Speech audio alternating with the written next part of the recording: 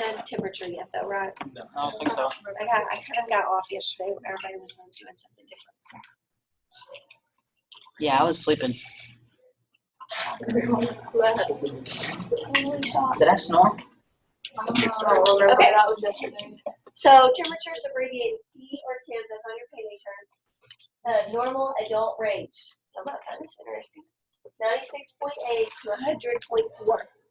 Okay, so that means you don't have a fever until your temperature is 100.5. Otherwise, it's not considered a fever.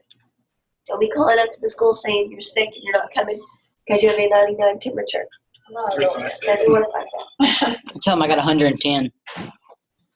Then they're going to know you're lying because you wouldn't be alive. Okay, so I'll tell them this is the caretaker. 96.8 to 100.4 is a normal range, so it's not considered abnormal. Now, y'all know the average normal temperature is like 98.6. Why is this thing so close to?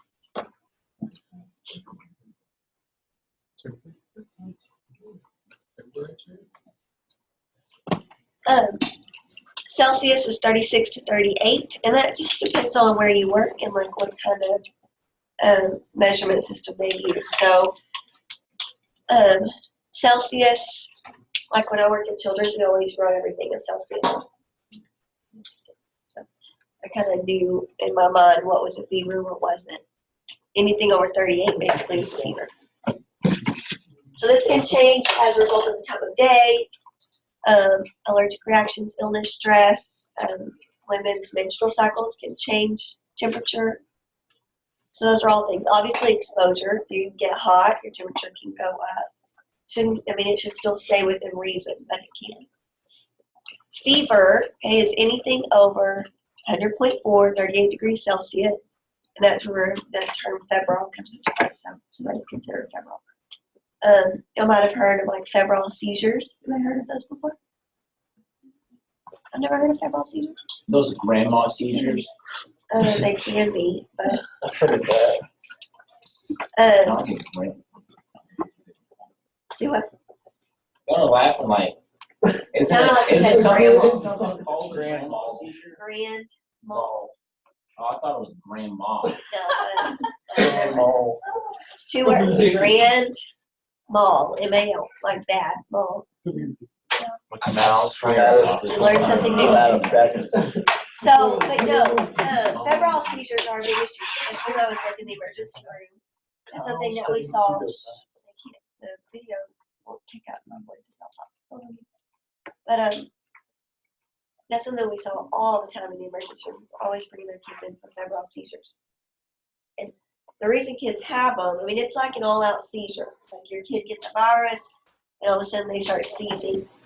When they say that, it doesn't have to do with how high the temperature gets, but it's how fast it rises. So if it rises really quickly, they're more at risk for a febrile seizure. And usually in febrile seizures, unless they have other issues too, they don't stop breathing, but it's still scary. It's an all-out seizure.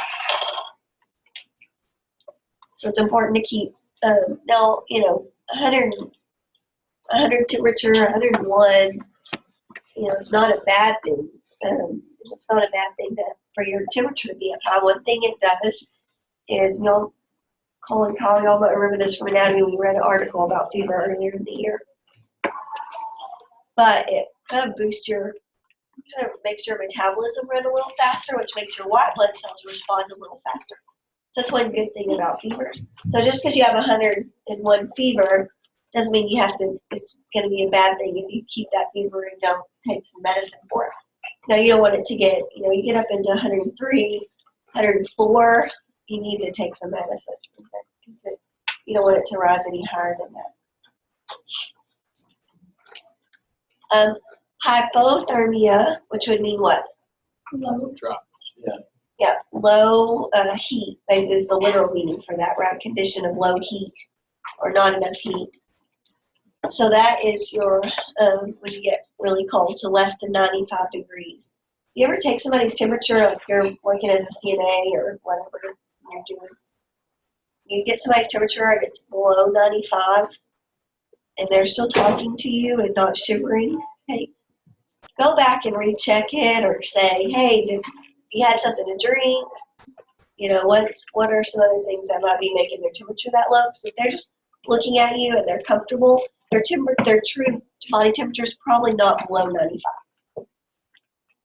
They would probably be miserable at that point. Now, fever is a little bit different than like just getting hot.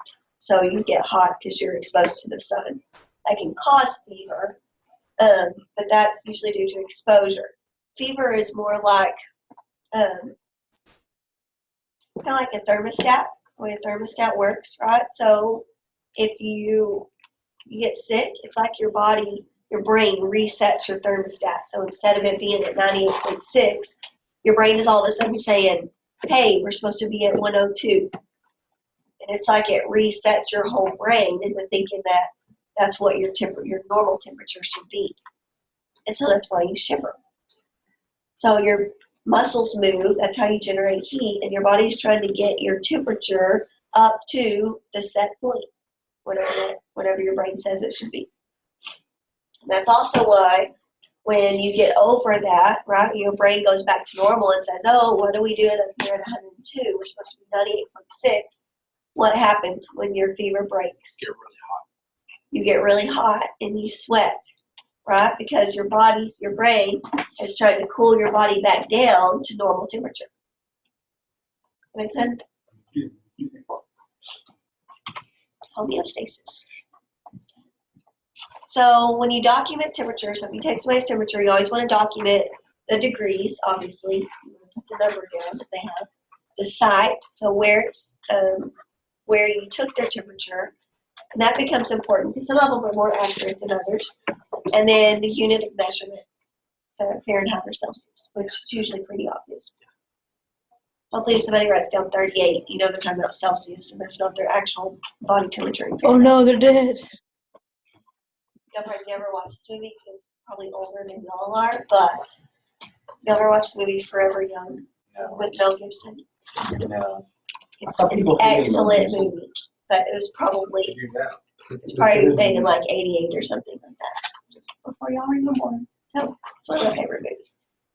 Anyways, he like freezes himself. It's like this science like experiment that they're doing. And it's actually really cool. It's a love story though. Anyway, so some different sites you can do temperature.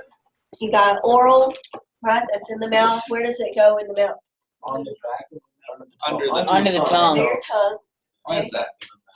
Axillary. Ideas? What's axillary? Armpit, like Sure, under cellular arm. and Okay. Like Axe deodorant. That's right. Need some Axe for your axillary. Tell somebody that makes somebody get stinky.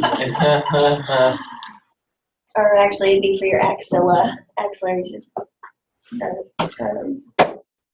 a descriptive term. Means Axe for the axilla. Tympanic. eardrum. Yes, that's eardrum. Your tympanic membrane. What do they call it for when they go to push report? That's like a thermoscan or scanning or what do we call it? Temporal. Not calling temporal. I've kind of heard it called different things. And then rectal is the last one. And that's really only used on babies. But rectal is the most accurate and easiest to me. It's the easiest thing to do for babies anyway. You change their diaper anyway. It's really fast. It takes like 5 seconds and nobody, you don't have to hold their arm down. Micah gets so mad when I hold his arm down and do it under his arm. And then you have electronic and glass thermometers. Have you ever used a glass thermometer? At my grandmother's house. We have to let it cool down. Like Shake it. Okay, let me show you. Is the I one can they- get it to they put work. in movies like next to the lamp, so it looks like. Yes, like on E.T. Yeah. It's actually on real too. I've seen it. He puts that thermometer up to that lamp. Yeah, whenever you use a glass thermometer, so electronic is like the ones you guys have, right? You just push a button and it tells you. They're really slow. You have to leave them in for like 3 minutes for them to work. And when you're sick, who wants to leave this in your mouth for 3 minutes? But And the way that you read them is, I'm going to show you.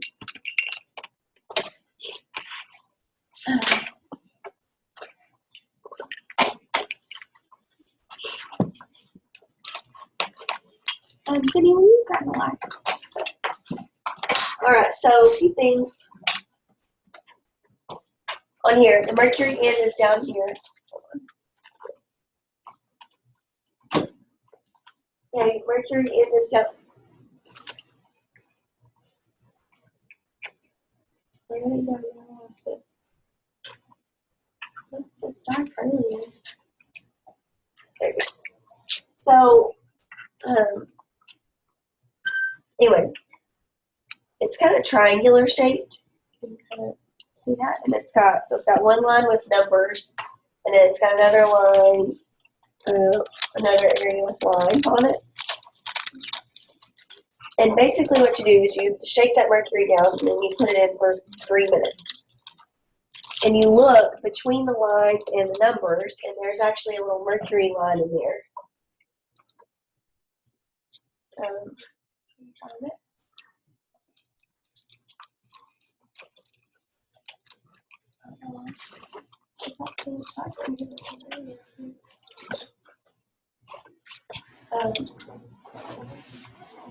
Are you turning the lamp on?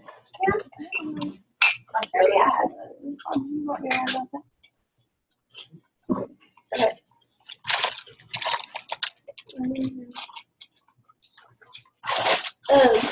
Anyway, so you look right between here. There it is.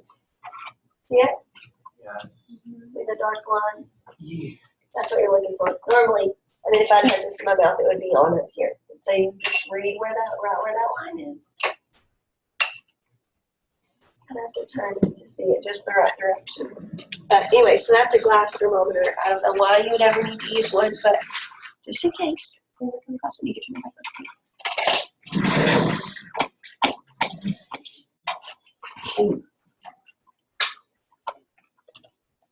And anyway, so that's a glass. All right, so you can assess it in Fahrenheit or Celsius, and then round it to the nearest tenth. And this is how you convert it. You'll have to do this whenever we get to the test in a couple weeks, but I'll give you the conversions for it. So let's look at these. So if you're 38.2 degrees Celsius is what in Fahrenheit? As in work it out. 96. No. Wait, what'd you say? Work it out. Like get out a piece of paper and a pencil. What's the temperature? It'd be 90. What's the Celsius? 94. 38.2 Celsius. Like 93. It's gonna be like, Good guessing and just work it out. it's gonna be like 100.6, right? Very straight. 246. Yeah.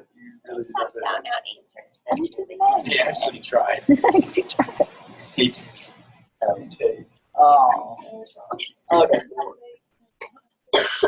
I forgot to carry my one. 34. Why you? Should be 100.8.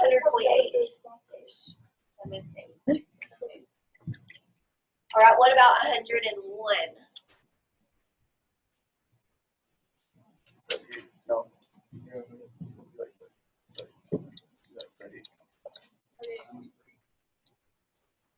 Both fevers. Anything over 38 is fever. 101 no fever. All right, so procedure-wise, a few things. One, you can check in your textbook, and there's really detailed procedures in there. But for this class, in about 3 weeks, you guys are going to be doing a vital signs skills check, kind of like we did with the hand washing, and I've already given that to you. So my suggestion is that as you practice learning the different vital signs, and as you guys practice on each other, is use the skills check, okay, and go by that, because that's how you're going to be tested. So the procedure gives a little more detail.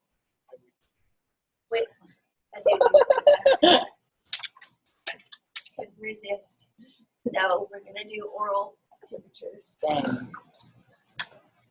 So, one thing that I would say that you could skip is the gloves. Now, obviously if somebody's like coughing on you, or you're like, you're just like, I think I just want to use my gloves because I want to feel safe, that's fine.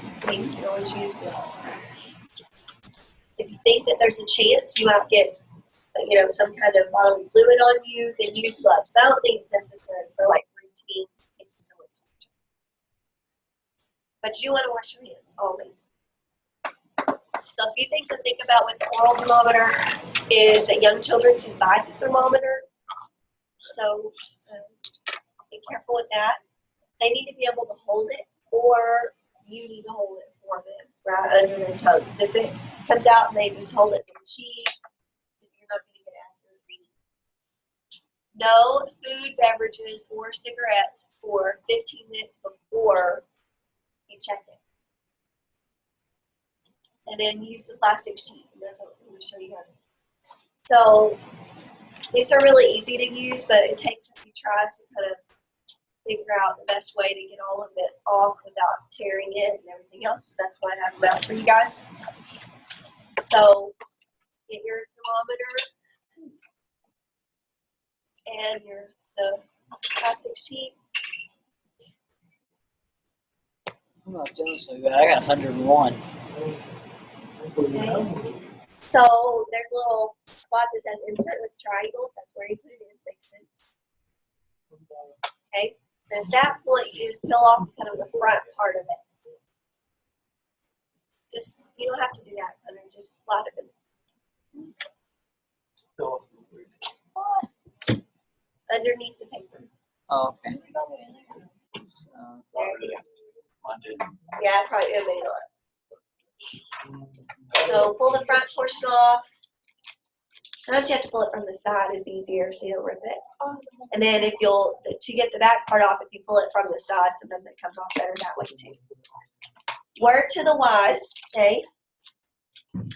If you will wait until you put this in someone's mouth before you push the button, it will go, no, take that part off too. Sorry, I don't have one up here. I would have given you some.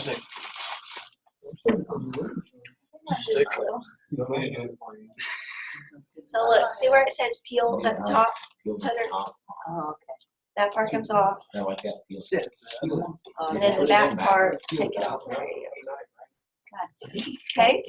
So if you will wait to push the button until you put it in their mouth or until they put it in their mouth, that will save you, quite a bit of time. Because if you turn it on, like if I turn it on right here and hold it out here for a minute, it's going to reset to like a really low temperature, and then it's going to take it forever to get back up. Are we gonna do this on ourselves? You can. Go for it.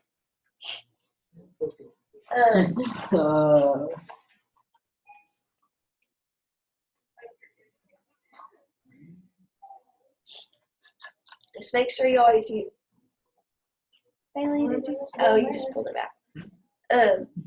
And afterwards, you need to clean them. 97.8. So one thing, as you guys check out all of this stuff, you can check it out. Just make sure you write down what you take out. And make sure you grab some alcohol swabs too to clean them off. And I will show you how to clean it. 108.8.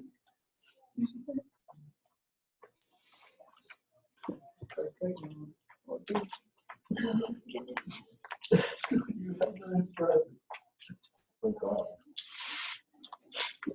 I can hear these. A lot of times I can't hear them. Whoa, 98.2. What am I gonna be?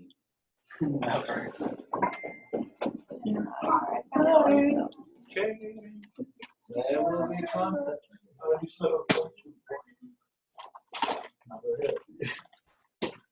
Okay. Here's something else. A real truck. 97 boys. 98. Ow. Everyone synchronize your beeping. Okay. So real quick, 97.8. when you peel that the sheath back off, again, you don't want to touch the part that they put their mouth on, kind of like taking off gloves. Right, so take that off. And then whenever you clean, okay, let's think about this. You always clean something in the direction that goes from the cleanest to the dirtiest part. Because otherwise you're dragging the germs from the dirty part back to the clean part. So in theory, I mean, you think about what if that sheath had a hole in it or something like that. So this is the dirty part that you actually put in your mouth. This is the clean one. And so you just wipe it, It's like wipe it drying up your from the top, hands. and you're done. Do what? It's like drying your hands. Yes. Kind of same idea. Yes. So for my paper You towels. Start down here and Oh, you I mean, I heard I just make sure. just Every time that alcohol swab will kind of Oh, you open like up, and I just wrap it around and swap it. Every time I That's all you smell have to alcohol now, it feels like I'm about to get shot. And just like memories when I was little. Cause they like, scrub it Yeah, down. it for scrub your you shot, down for do. you. Because your olfactory nerves go through your limbic system, Perfect temperature. where your emotions Yeah. are. 98.6. So, yeah, you can throw that away real quick and go back to your seat. We're not done. So make sure you always clean it. It will say that on your skills check, so make sure you look, and it may say it to clean it before. I Isn't don't. it right if you do it under the auxiliary, you gotta add an entry? Yes, we're gonna talk about that. You don't write it, but you do. All right, so Yeah. there you go. Your face was guilty. Hey, y'all sit down. We'll get done.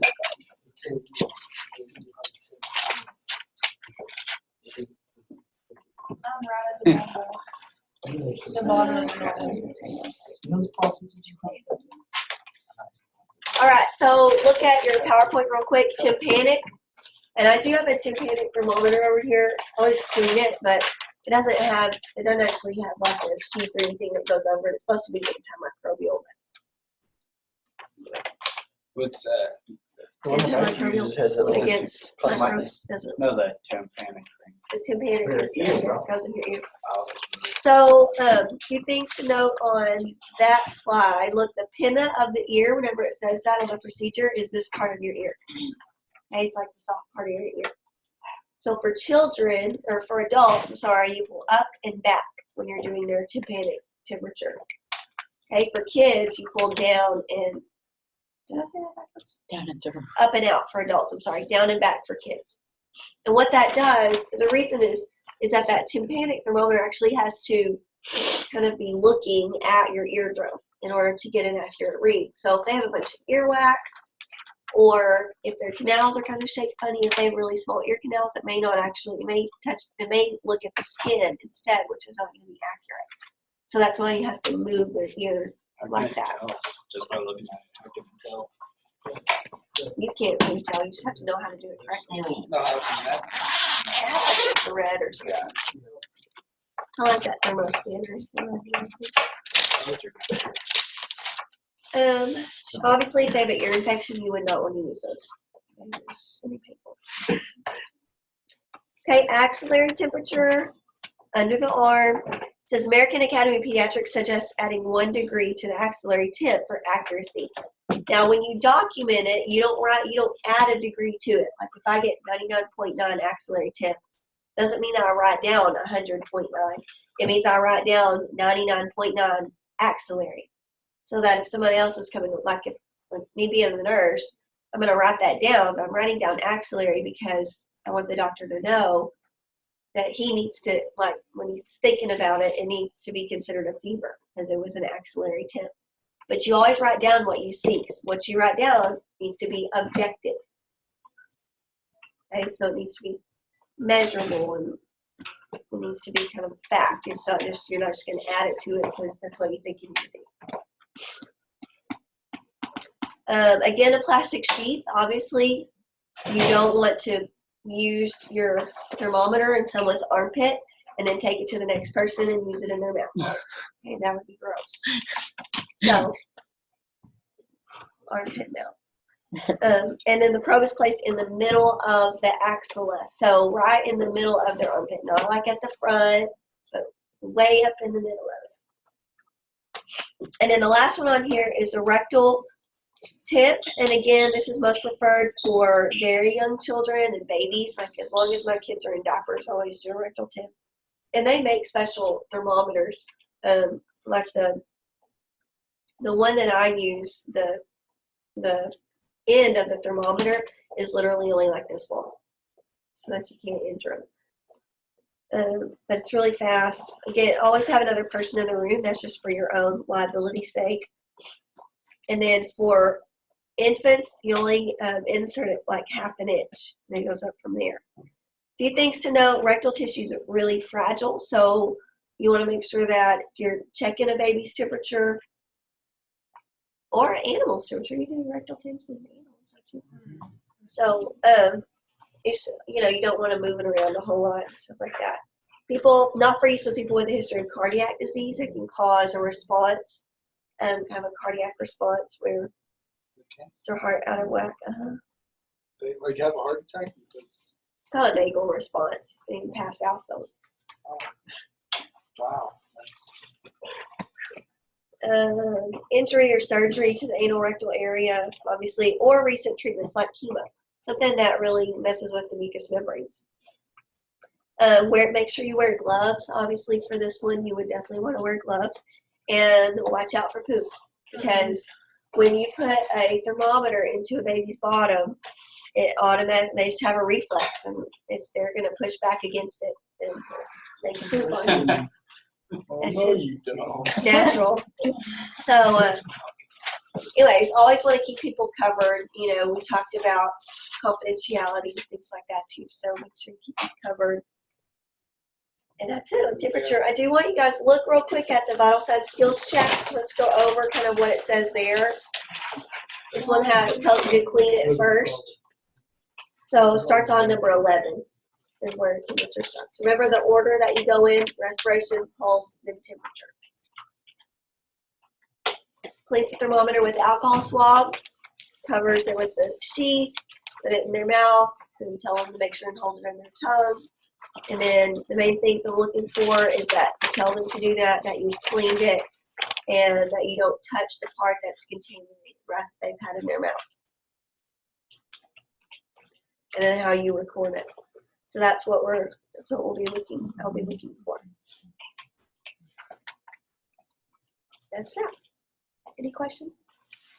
Anything big deal, taking temperature, but it's kind of like hand washing, like everybody knows how to wash their hands until somebody tries to watch you do it, and then you're like, I don't know what to do. So practice.